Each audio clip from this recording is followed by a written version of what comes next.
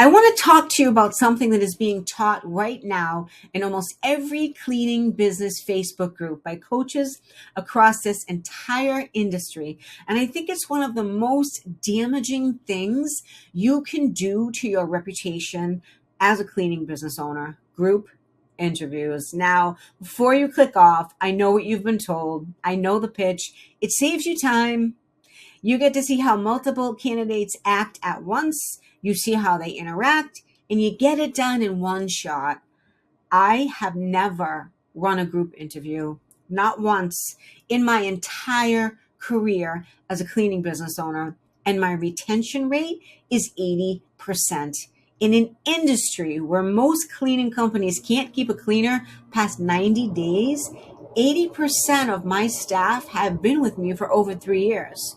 Group interviews are killing your hiring pipeline, and most cleaning business owners have no idea. So, in this video, I'm going to give you my 6-step individual hiring process that gets a 90% application show up rate and an 80% retention rate in staff. Not 90% of the ones I invite, 90% of everyone who applies to my job.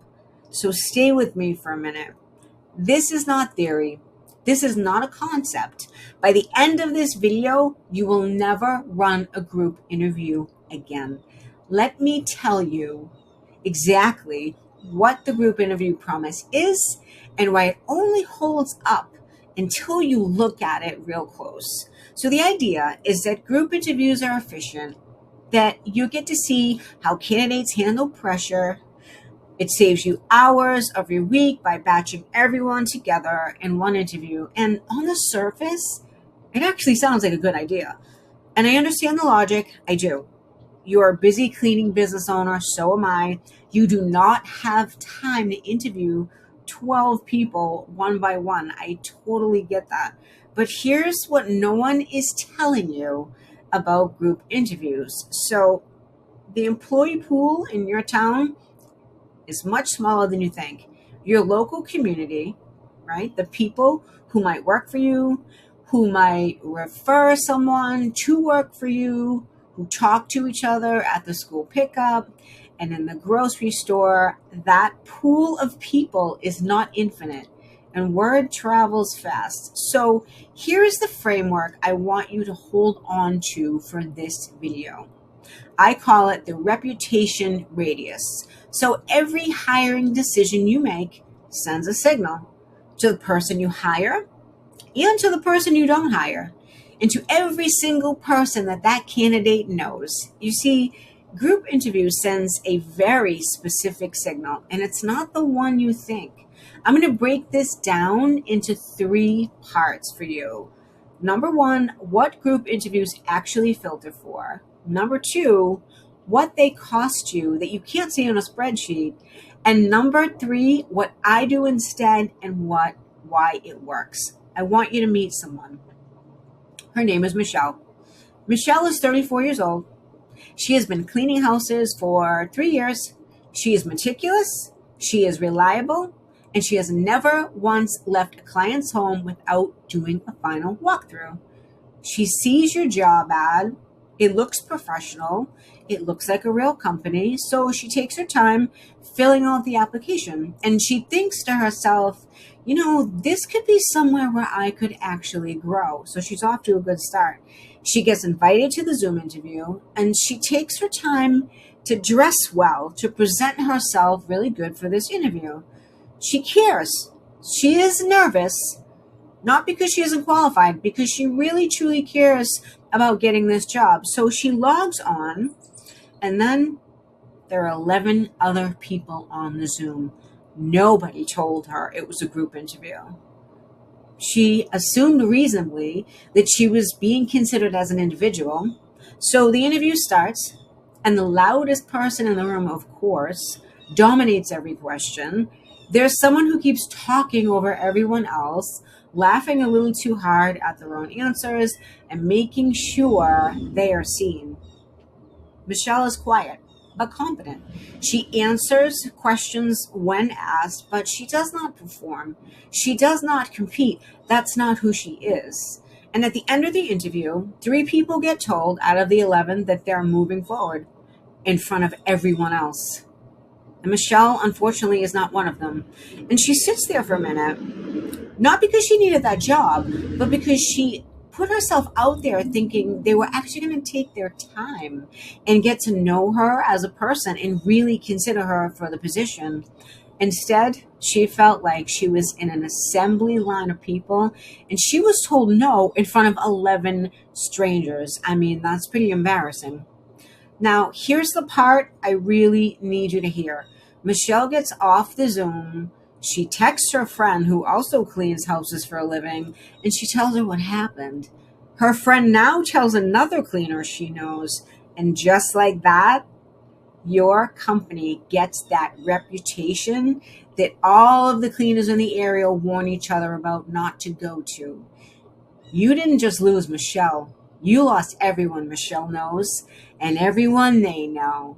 And in a talent pool that was already smaller than you think, that is your reputation radius. And group interviews are shrinking it every single time you run one.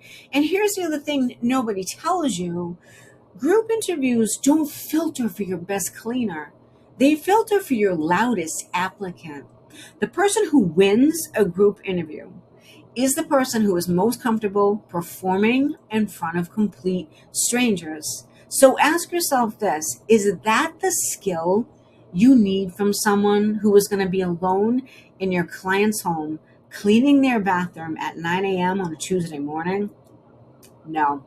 What you need is someone who is detail-oriented, trustworthy, reliable, someone who takes pride in their work and shows up every morning prepared and ready to work.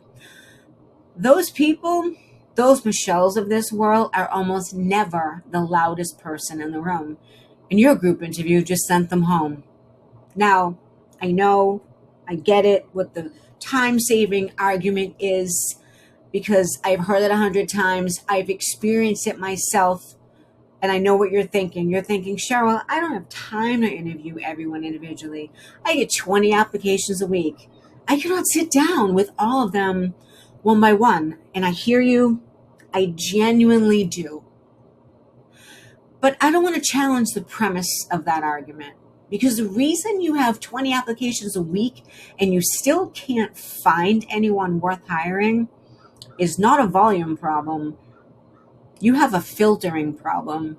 You are letting everyone in the door, and then you're trying to sort them out in a room together like some type of reality TV casting session.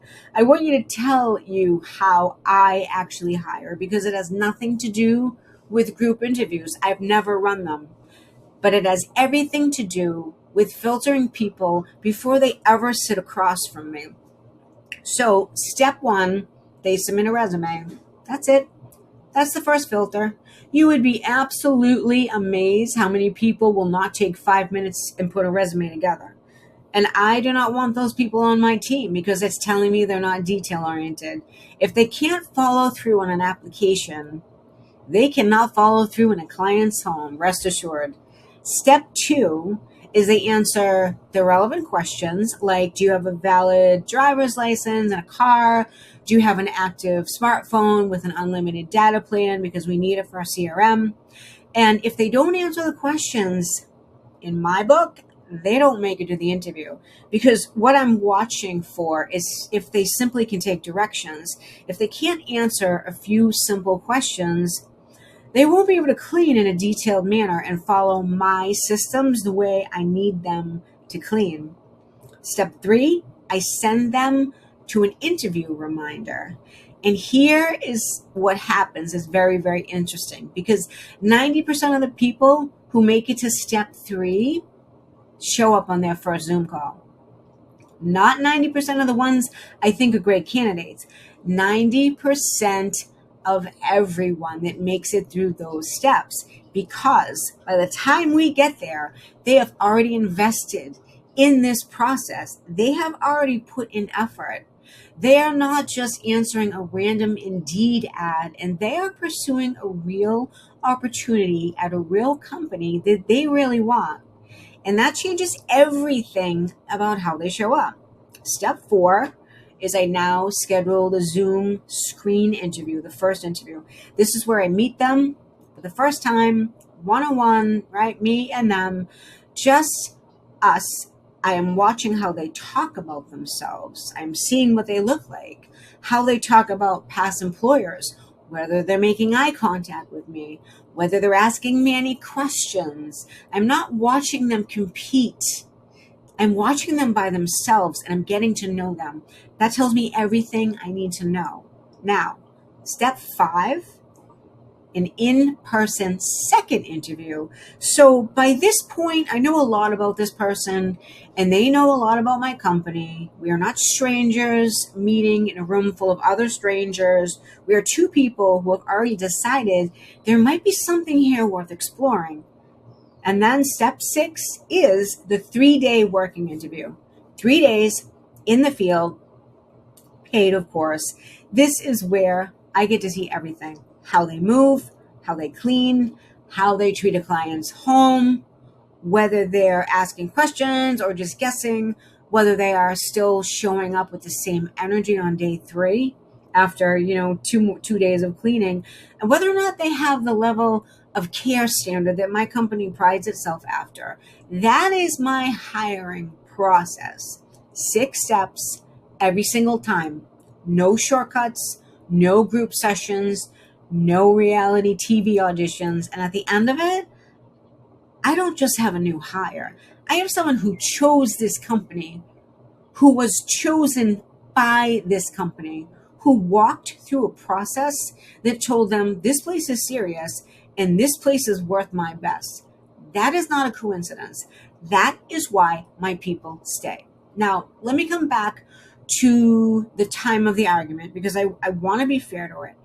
You're right that my process takes a little bit longer. Upfront, I agree. I will not pretend otherwise. But I want you to do something with the math with me. How long does it take you to run a group interview, to set it up, to send the invites, to run the session, the process that awkward moment at the end where you tell some people yes and some people no in front of each other? Then how long does it actually take to onboard the people you hired, to train them, to realize after 3 weeks that person who dominated that room can't even clean a bathroom to your standard? And then how long does it take to start that whole process over again? Because that is the real cost of a group interview, not the 30 minutes you spent in the room. It's the weeks of bad hires that follow, the clients who actually notice the inconsistency in the cleans, the team culture that suffers when someone wrong gets in the door, the Michelles who never come back, and the word that travels quietly through your local talent pool that your company is not one worth working for because of how worthless they felt at the end of the interview. My process filters harder and earlier. So by the time someone walks into my in-person interview, I already know they were serious. I already know they can follow a process. They can follow directions. I already know they want to be here. That is not slower. That is the most efficient thing you can do with your hiring time.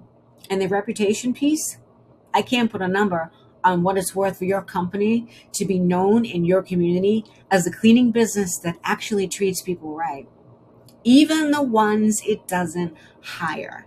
Because that Michelle that I told you about, the one who got off the Zoom interview feeling small, imagine if instead she had gotten a personal email from you, a personal note, thanking her for her time, telling her you were impressed and that you will keep her in mind as you grow.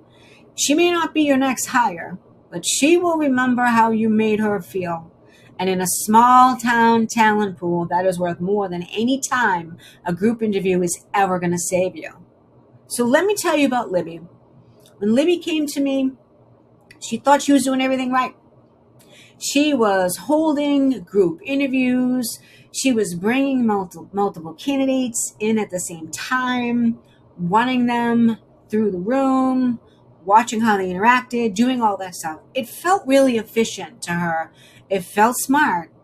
And it felt like she was being a real business owner. And she was bleeding staff every 90 days. Nobody was staying. And she was frustrated. And they were sick a lot, that special kind of sick that only hits on Fridays and Mondays, and then miraculously they make a recovery by Tuesday. Yeah, that type of sickness. The people who did show, they'd start out great, solid work, good energy, and then the slide would begin.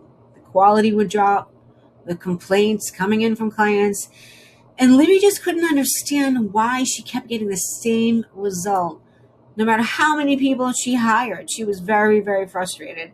Here's what was actually happening in her business. In that group interview, she wasn't seeing who was reliable.